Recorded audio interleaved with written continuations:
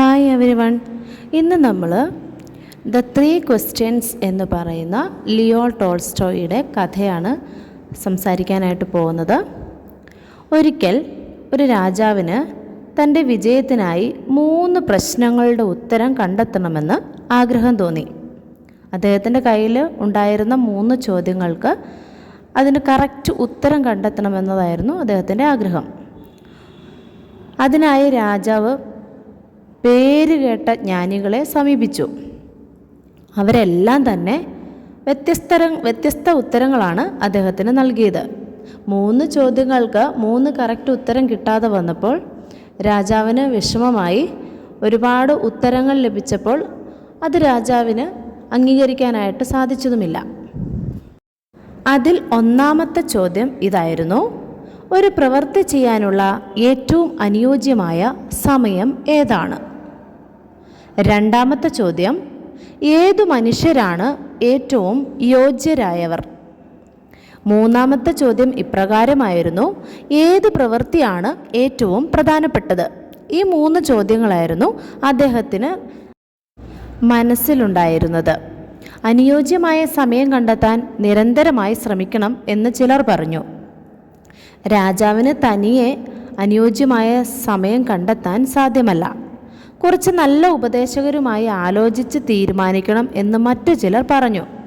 നല്ല സമയം കണ്ടെത്താനുള്ള കഴിവ് മന്ത്രവാദികൾക്ക് മാത്രമേ ഉള്ളെന്ന് ചിലർ അഭിപ്രായപ്പെട്ടു. ഇങ്ങനെ പലതരം ഉത്തരങ്ങളായിരുന്നു ഒന്നാമത്തെ ചോദ്യമായ ഒരു പ്രവൃത്തി ചെയ്യാനുള്ള ഏറ്റവും യോജ്യമായ സമയം ഏതാണ് എന്നതിന് അദ്ദേഹത്തിന് ലഭിച്ചത്. രണ്ടാമത്തെ ചോദ്യത്തിനും പല ഉത്തരങ്ങളാണ് കിട്ടിയത്.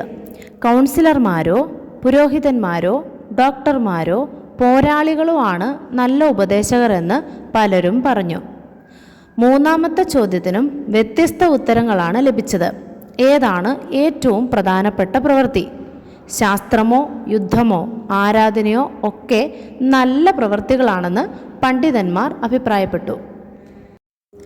കിട്ടിയ ഉത്തരങ്ങളൊന്നും തന്നെയും അദ്ദേഹത്തിന് തൃപ്തി ഉണ്ടായിരുന്നില്ല. പേരുകേട്ട ഒരു സന്യാസിയുടെ അടുത്തേക്ക് രാജാവ് പുറപ്പെട്ടു. കൃത്യമായ ഉത്തരങ്ങൾ ലഭിക്കുമെന്ന് വിചാരിച്ചാണ് അദ്ദേഹം പുറപ്പെട്ടത്. സന്യാസി അദ്ദേഹത്തിൻ്റെ കുടിലിൻ്റെ മുമ്പിൽ ഒരു കുഴിയെടുക്കുകയായിരുന്നു. രാജാവിൻ്റെ ചോദ്യം അദ്ദേഹം കേട്ടു. പക്ഷെ മറുപടി ഒന്നും പറയാതെ അദ്ദേഹത്തിൻ്റെ പ്രവൃത്തി തുടർന്നുകൊണ്ടിരുന്നു. രാജാവ് മൺവെട്ടി സന്യാസിയോട് വാങ്ങി സ്വയം കുഴി വെട്ടാൻ തുടങ്ങി. കുറേ കഴിഞ്ഞ് ക്ഷീണിച്ചപ്പോൾ വീണ്ടും ചോദ്യങ്ങൾ ചോദിച്ചു. സന്യാസി മൺവെട്ടി തിരികെ ആവശ്യപ്പെട്ടു. പക്ഷെ രാജാവ് വീണ്ടും കുഴിയെടുത്തു തുടങ്ങി. അല്പം കഴിഞ്ഞ് താടി വളർത്തിയ ഒരാൾ അവിടേക്ക് ഓടി വന്നു. അയാളുടെ വയറിൽ ഒരു വലിയ മുറിവുണ്ടായിരുന്നു. രാജാവ് ആ മുറിവ് കഴുകിക്കെട്ടി അയാളെ ഉറക്കാൻ കിടത്തി. അയാൾ ഉണർന്നപ്പോൾ രാജാവിനോട് തന്നെ രക്ഷിച്ചതിന് നന്ദി പറഞ്ഞു. എന്നിട്ട് സ്വയം രാജാവിൻ്റെ ശത്രുവാണെന്നും പറഞ്ഞു. തൻ്റെ സഹോദരനെ നേരത്തെ രാജാവ് കൊല്ലുകയും അയാളുടെ സ്വത്ത് കൈവശപ്പെടുത്തുകയും ചെയ്തതിൻ്റെ പകരം ചോദിക്കാൻ അയാൾ രാജാവിനെ പിന്തുടർന്നതാണ്. പക്ഷേ രാജാവ് വരാൻ താമസിച്ചപ്പോൾ വഴിയിൽ വെച്ച് അദ്ദേഹത്തിൻ്റെ അംഗരക്ഷകരെ കണ്ടെത്തി.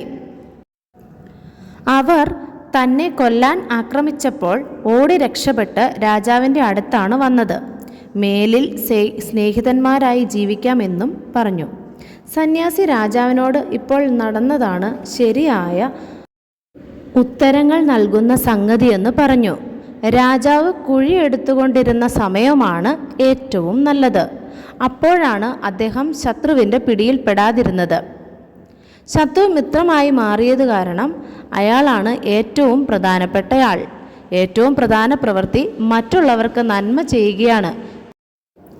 കാരണം അതിനായിട്ടാണ് നാം ജന്മം എടുത്തിരിക്കുന്നതെന്നും സന്യാസി രാജാവിനോട് പറഞ്ഞു.